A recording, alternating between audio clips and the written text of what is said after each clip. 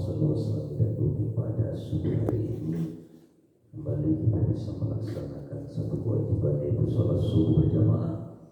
Mudah-mudahan hari ini seterusnya dan sampai kapanpun, sampai durian kita menjadi ahli masjid, ahli jamaah, ahli sidqah, ahli silaturahim. Amin ya Allah ya Rabbal alamin. Yang sekalian, tema kita pada hari ini insyaallah tentang rumah yang berkah. Yang sekalian, sering kita dengar ada baiti jannati, rumahku adalah surgaku.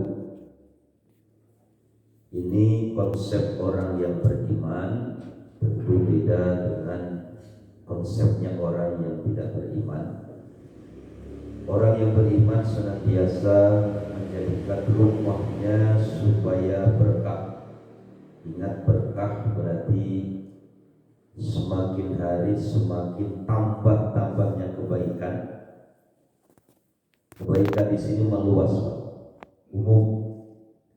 Anak soleh, betah di rumah, nyaman, tenang, sukses, usaha lancar, istri senantiasa bisa dikendalikan. Jadi rumahnya itu nyaman, karena di situ keberkahan Allah berikan. Pertama, supaya rumah berkah itu, resep konsep yang agama tawarkan, Pak, suka dipakai sholat.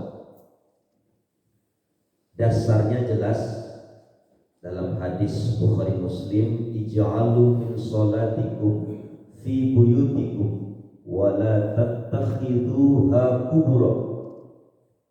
Jadikanlah sebagian dari sholat kalian. Sebagian dari sholat ini yang dimaksud adalah sholat sunnah, Pak. Jadi sholat yang dianjurkan di rumah itu adalah sholat sunnah. Kalau sholat 5 waktu, seyogyanya di masjid.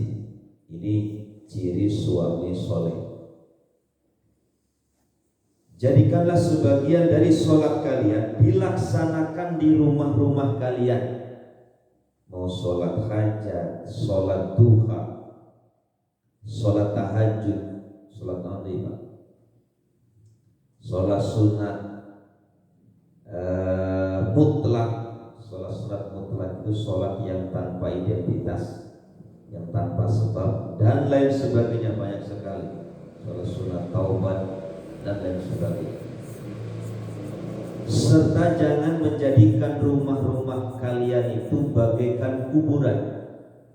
Kuburan yang dimaksud itu sepi, ya, senantiasa dianggap sebagai tempat yang jauh dari riuh suara-suara lantunan Al-Quran dan sholat, juga sholawat.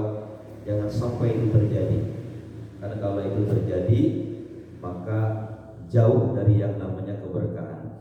Ini juga diperkuat dalam surat Al-Asr, Pak. Inna a'tainakal kautsar. Ketika kami berikan engkau nikmat yang besar. Selanjutnya, fasholli li rabbika wanhar. Fasholli. Maka ketika kita diberi nikmat bisa bangun rumah, merenovasi, kemudian bahkan punya kembali dan lain sebagainya, jangan lupa, ya, pastikan target utama supaya rumah itu berkah. Caranya, konsep agama jelas. Fasholli, pertama, pergunakan untuk sholat. Ini ketika nikmat kemudian diwujudkan, kita sikapi dengan fasholli. Ini yang disebut dengan nikmat akan ditambah lagi, syukur lagi, tambah lagi, syukur lagi, tambah lagi, begitu. Jadi konsep resep orang yang beriman itu. Maka sangatlah menyedihkan ketika rumah itu besar, rumah itu kamar sampai 12 ya, tapi tempat sholatnya aja nggak ada. Nah ini perlu kita sampaikan, kita pesankan, nasihatkan kepada menantu kita, anak cucu kita, kalau bikin rumah, neng, jangan sampai lupa ada satu ruangan yang khusus untuk tempat sholat. Sebab ketika rumah itu besar, Pak, kalau tidak digunakan untuk ibadah, tidak digunakan untuk sarana bersyukur dengan yang seperti ini, maka rumah itu nanti tidak ada artinya apa-apa di hadapan Allah nanti proses di akhirat. Sekarang kunci utama nama ada satu ruangan di situ tempat sholat. Hari ini desainnya cukup minimalis, tempat sholat itu mudah sekali. Masya Allah, justru memperindah, membuat suasana rumah itu religi. Orangnya mobile, orangnya semangat kerjanya luar biasa, tetapi ada ruangan khusus dia buat untuk sholat. Disitulah dia bermunajat ketika tengah malam, mengingatkan anaknya supaya tuh sholat habis maghrib ada tempat sholat pasti. Jadi lebih dulu jadikan ada satu ruangan itu untuk tempat sholat. Fasolli maka sholatlah. Wanhar ini makna yang sering kita pahami, berkurban. Artinya apa? Perbanyaklah untuk melaksanakan sosial, artinya bersedekah. Jadi nikmat banyak didapat, kemudian jangan lupa wanhar, bersosiallah. Kecerdasan sosialnya mesti ditingkatkan, karena bersedekah itu bagian dari kunci, Pak. Kunci nikmat itu supaya gak lepas, kunci itu. Hari ini banyak orang yang nyari terus dari pagi sampai malam. Silahkan, bahkan orang yang kerja dari pagi sampai malam pulang kelelahan, kata Nabi maghfuran, lelahnya itu akan menjadi buah yang disebut dengan ampunan dari Allah. Iya, tapi sebagai wujud dia benar-benar kerjanya lillah, maka wanhar ini, sosialnya ini mesti dikorbankan juga. Yang kedua, Pak, rumah berkah itu suka dibacakan Al-Quran, baik oleh penghuninya ataupun orang lain yang sengaja kita undang. Ibadah amal itu kan berhasil bisa dilakukan oleh diri kita, gitu Pak, ataupun orang lain yang beramal, tapi kita mendapat pahala yang disebut dengan ilmu yang bermanfaat. Itu bisa mengalir kepada kita. Pun juga dosa itu terjadi bisa karena pribadi kita, atau bisa karena ada dosa jariah yang lagi ngetren hari ini, posting di Instagram, Facebook. Itu kalau di situ ada satu kesalahan, misalkan foto yang mengupload buka aurat, maka di situ seperti dosa jariah. Jangan sampai, Pak.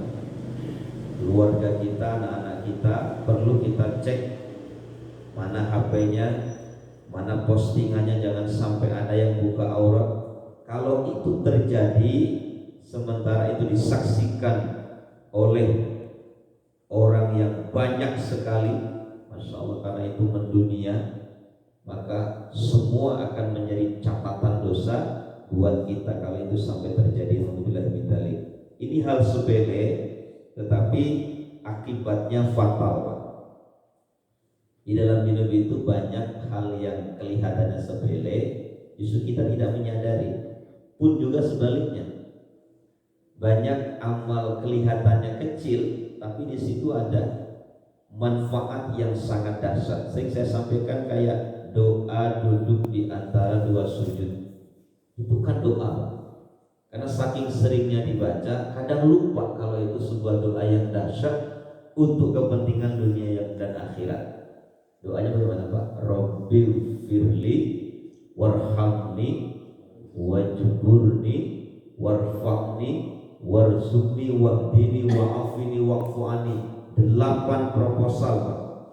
Itu kita sampaikan ke hadapan Allah ketika kita duduk di antara dua sujud. Dan itu tempat istimewa. Tapi kadang kita nggak sadar kalau itu doa yang dahsyat sekali. Soal nanti kapan-kapan kita bahas. Baik.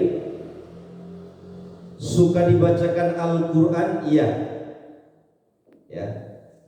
Kata Nabi, aksiru min tilawatil Qur'ani fi buyutikum fa innal baital ladzi la yuqra'u fi al-Qur'an yaqillu khairuhu wa yaksuru syarruhu wa yadhiqu ala ahlihi.